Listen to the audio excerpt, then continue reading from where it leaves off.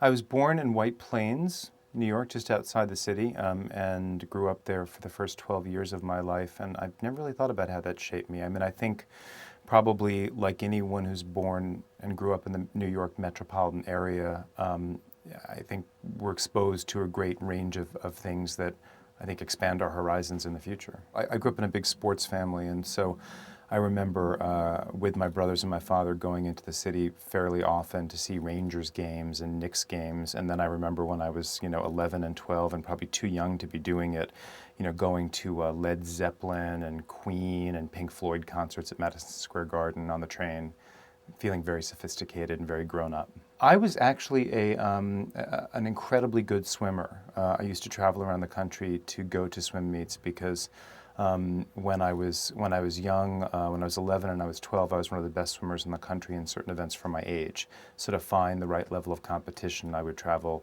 to the Midwest. I would travel down to Washington D.C. frequently to go to meets. I got into journalism really through reviewing, but not through reviewing food. When I was in high school and then when I began college, I was just a big movie buff and to a lesser extent a music buff, and I wanted to write movie and music reviews, mostly movie reviews. First for my prep school newspaper and then for the university newspaper where I went to school. And so it was through writing, criticism or whatever, passed for criticism in my 19-year-old head, that I kind of realized, oh, you could do other things with this whole putting words into newsprint business and actually maybe make a living at it. I've done a lot of different beats or whatever you want to call them journalistically. I was a news reporter for many years, although I always tended to write more news feature stuff. And right before I came to the Times, my last job at the Detroit Free Press, which is the big morning daily in Michigan, was as the paper's movie critic. So I'd kind of come back to how I'd begun on the journalism road or whatever. But when I came to the Times, I came there as a news person, and that was intentional.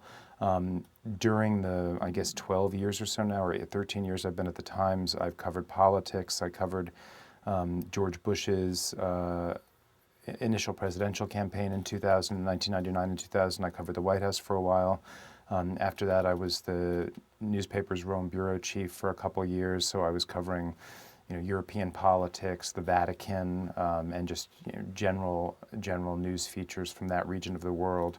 And then I came back to New York to be the restaurant critic.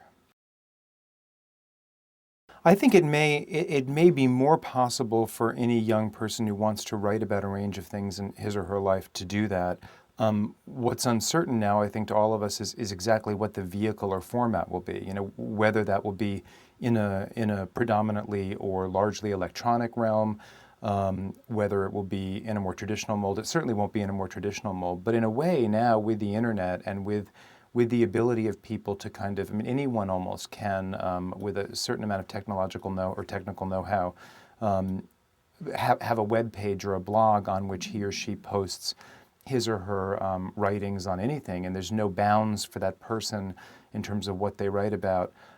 What remains to be seen is how, and this is something the Times is struggling with right now, as well as how, as everything moves to this kind of electronic kind of public forum and all that, how people will be remunerated in a way that they can support themselves or fund their very own research activities, reporting activities that lead to certain, or that are necessary for certain kinds of journalism.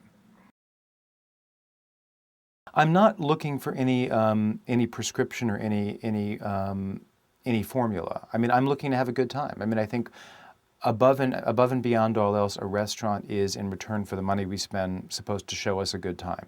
It's a good time that is achieved through a combination of things, beginning with food. We're there to eat, and that's why it's a restaurant and not, a movie theater or whatever. So, I mean, first and foremost, it has to please us and nourish us, because obviously eating has other functions as well with its food. But I'm just basically looking.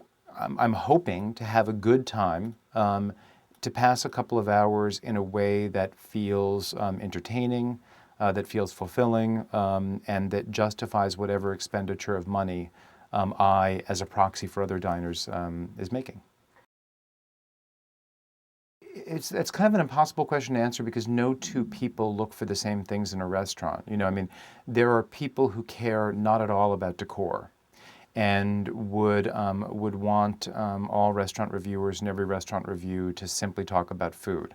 On the flip side, there are people who will not, no matter how great the food, will not go into a restaurant that they feel is ugly and that doesn't kind of please their visual sense. When friends ask me for recommendations, I would say, oddly enough, more often the first question is, I want to go someplace pretty, or I want to go someplace with really good lighting. And then they want, that's their first way of narrowing the universe, and then they want to know where among those options can they get really good food, or they want to know where they can eat light if they ask about food. But I mean, everyone has a very particular set of prejudices or likes about restaurants, and those even change from occasion to occasion and night to night. So there's no one aspect of any of restaurants that one can say in an objective sense is the most important, and I think different restaurants need to be taken on different terms. If you're assessing as a diner or as a critic a restaurant like Budokan in the meatpacking district, to not spend a lot of thought and energy on what it looks like is to ignore the whole point of the restaurant. It is meant to be a theatrical stage set. I mean, if it had existed back when they were filming Sex and the City, we would have certainly seen a scene there. It's that kind of restaurant, and if someone were writing a review of that and they began and ended with the food and never digressed to talk about the scene and the decoration, they would not be serving that restaurant or the people interested in going there well. Any personal dislikes or likes that are peculiar to you, you're trying to kind of tamp down a little bit because you are there as the eyes and ears and most importantly taste buds of an entire city or country of people, really, because we have a lot of visitors to New York who dine out all the time.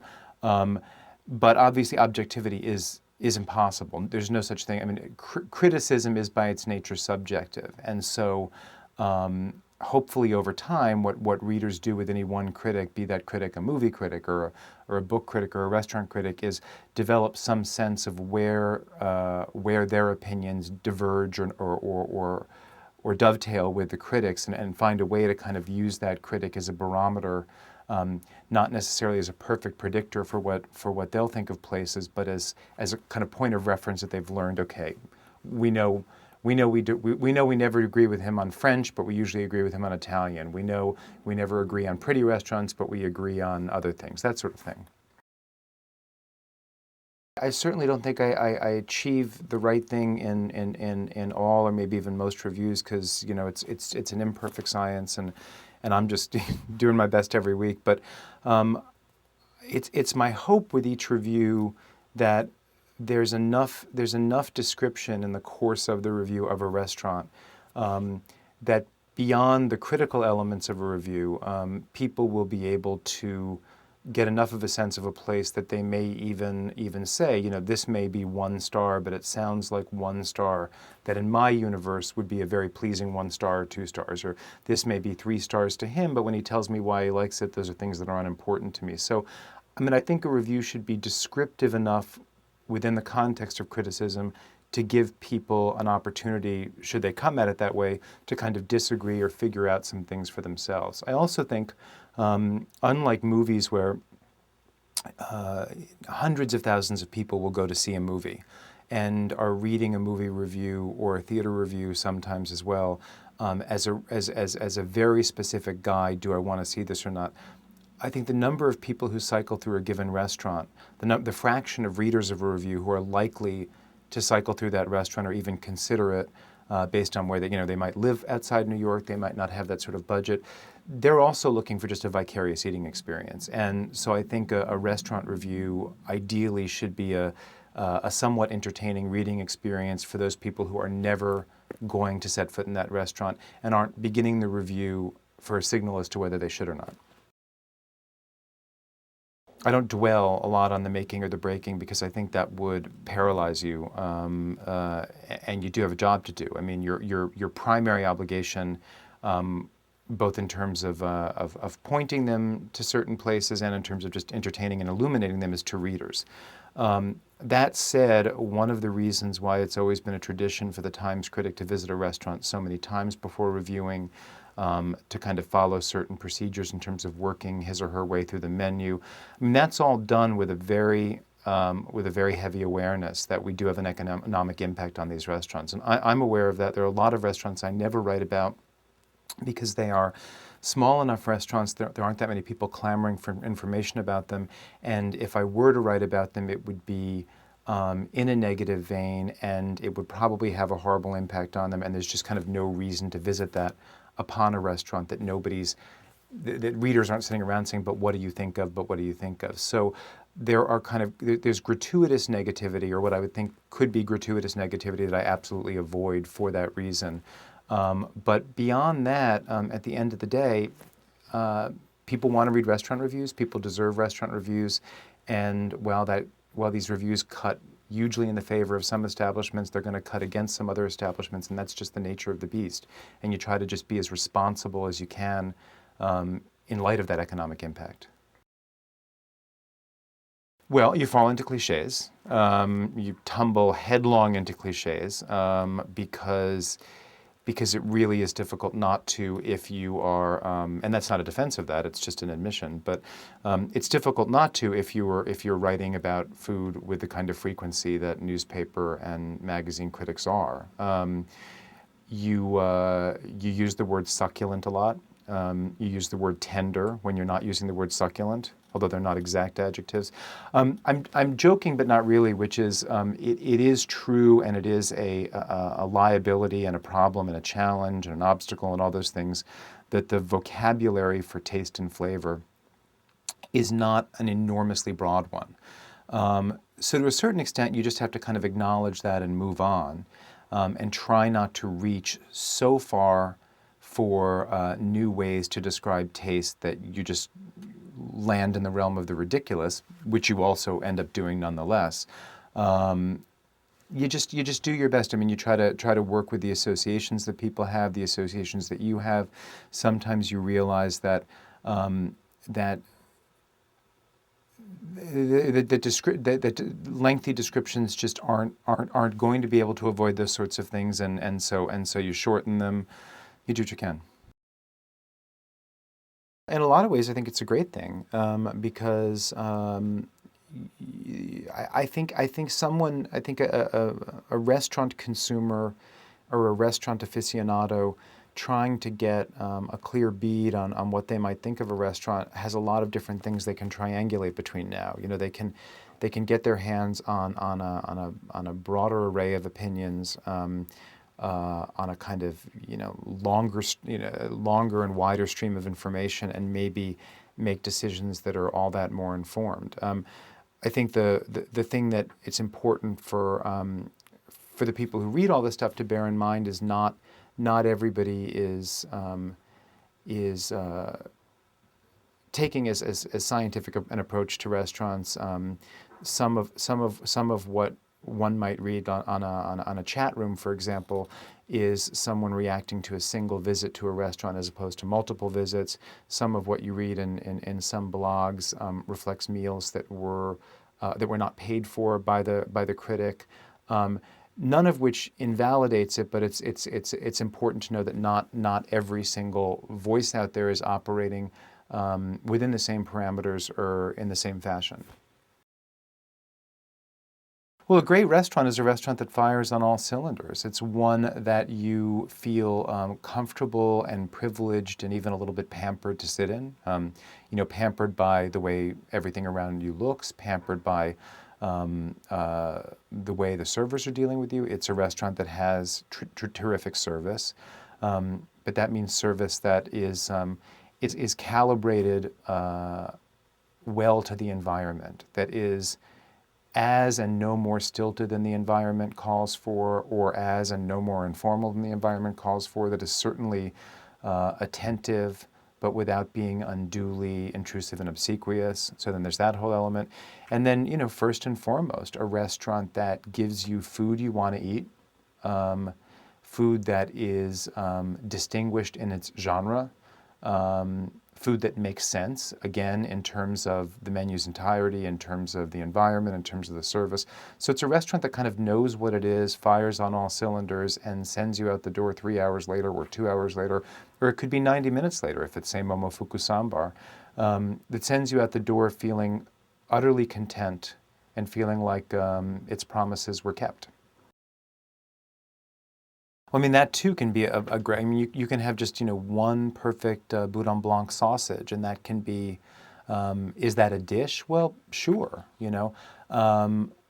It's the same, it again boils down to something that does exactly what it means to do, and that delivers exactly what it promises in its written description and in its kind of visual form as you look at it.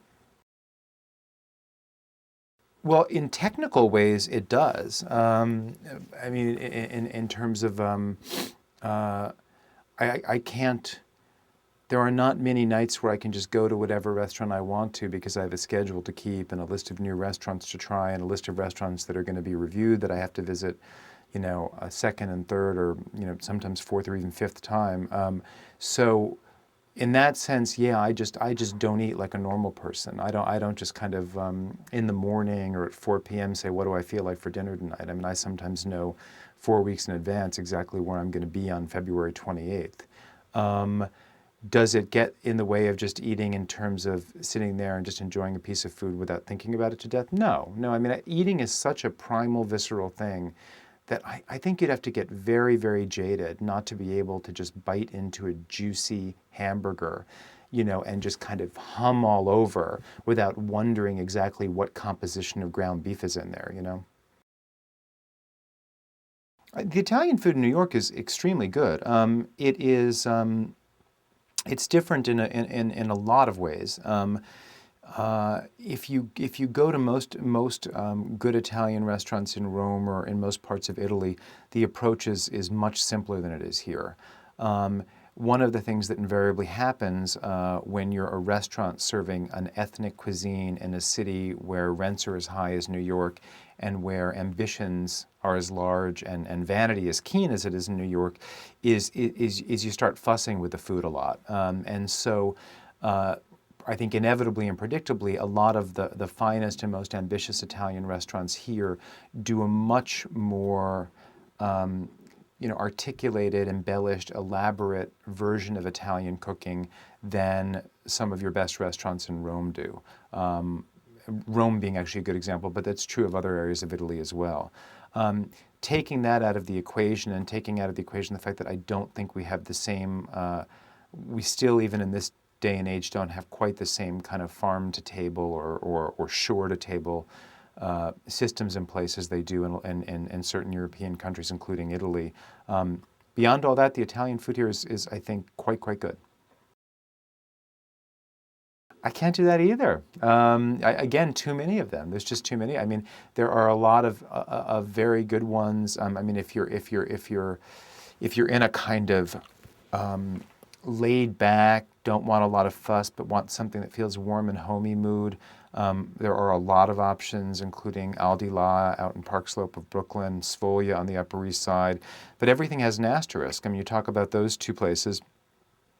Both of which I gave 2 stars to, and Al Di La doesn't take reservations, and Sfolia, it's almost impossible to get a reservation between 6 and 9 p.m. So, when you start dealing with like short lists, everything kind of has an asterisk or a qualification. If you're talking about very fancy Italian, or not even very fancy, but kind of a price point above those places, there are wonderful options, including, Babbo and A Voce, and for a very Frenchified kind of quasi-Italian, Fiamma down in Tribeca, Alto on the east side. I mean, there are a lot of options, and it's hard to single any one out as the perfect one.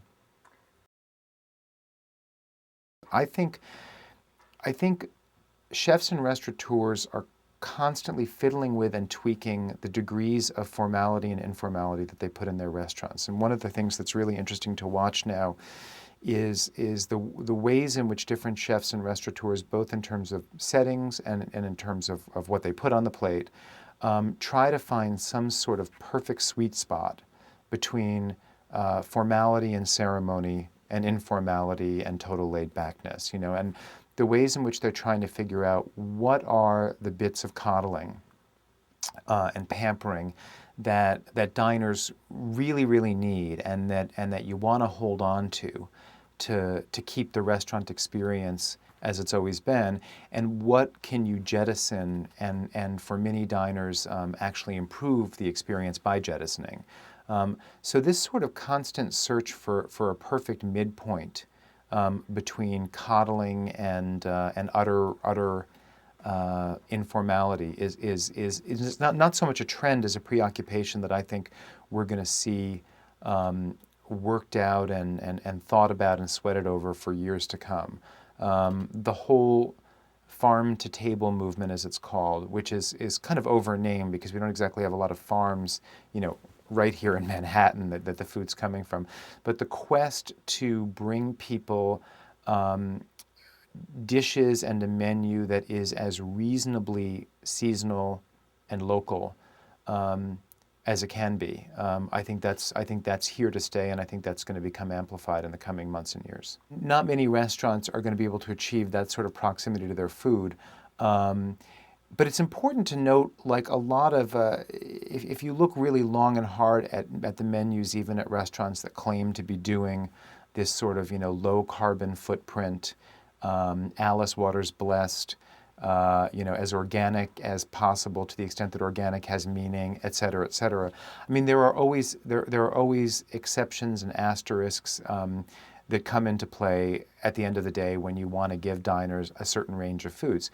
For instance, Blue Hill at Stone Barns, which is often held up as the model of this kind of approach to food, in order to serve a broader diversity of things at any given moment of the year, it's using an enormous greenhouse on the property to essentially kind of stretch out the existing seasons.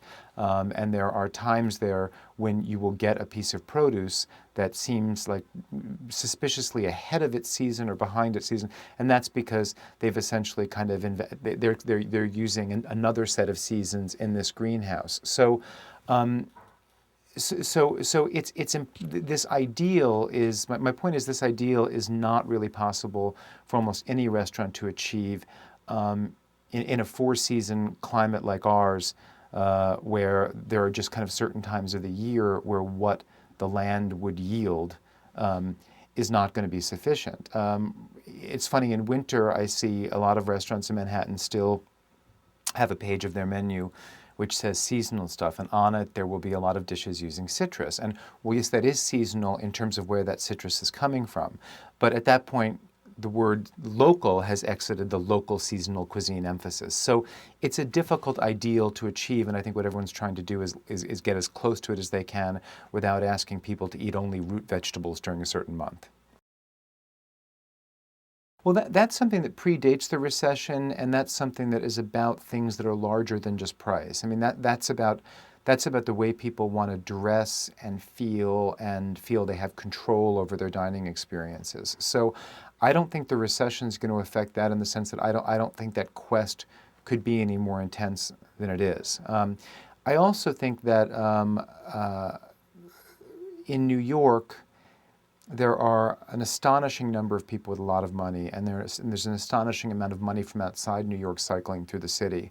So I don't think the formal restaurants are going to suffer as much as one might just kind of off the bat think they would, or I don't think you can kind of use some sort of economic ruler or barometer that's going to affect restaurants the exact same way maybe it would retail or something else. Restaurants inhabit a peculiar universe that isn't influenced as directly as some others might be by economic indicators. I don't know. I mean, I think it's really going to boil down in large measure to how good certain restaurants are and the degree of enthusiasm, for them. I mean, I think restaurants that are terrific and that have won the affections and the loyalty of their diners are probably going to be okay. I mean, their margins will probably be eaten into. I mean, I'm sure many of us affected by a recession are going to look at that wine list in a different way, buy a less expensive wine on which the kind of markup differential means a little bit less profit for the restaurants. So I think everyone will be affected, but I don't think or I hope. I mean, I don't know. I'm not an economist, so this really isn't a great question for me to answer. But I don't think, or at least I hope, that restaurants, the really good restaurants, are certainly not going to be put out of business. That is so hard to say because it's a question that's predicated on a sort of commonsensical assumption that people are learning more through writers like Michael Pollan about what it takes to produce their food, about the carbon footprint that leaves, and people are approaching eating, or at least presumably they're approaching eating with a higher degree of consciousness because of these books and all that. But it's hard to know whether that population of people is really, at the end of the day, large enough to have a big influence on the restaurant scene. I mean, at the same time that people were growing more conscious of this stuff already in certain ways and more health conscious in certain ways, we've seen a boon in steakhouses in New York over the last couple of years that probably the openings of new steakhouses over the last 3 years probably outpaces any similar 3 years before. So for every move in one direction, there's this other universe of people who are either impervious to it or don't have the same sorts of concerns, and it makes it really difficult to predict where this stuff all ends up.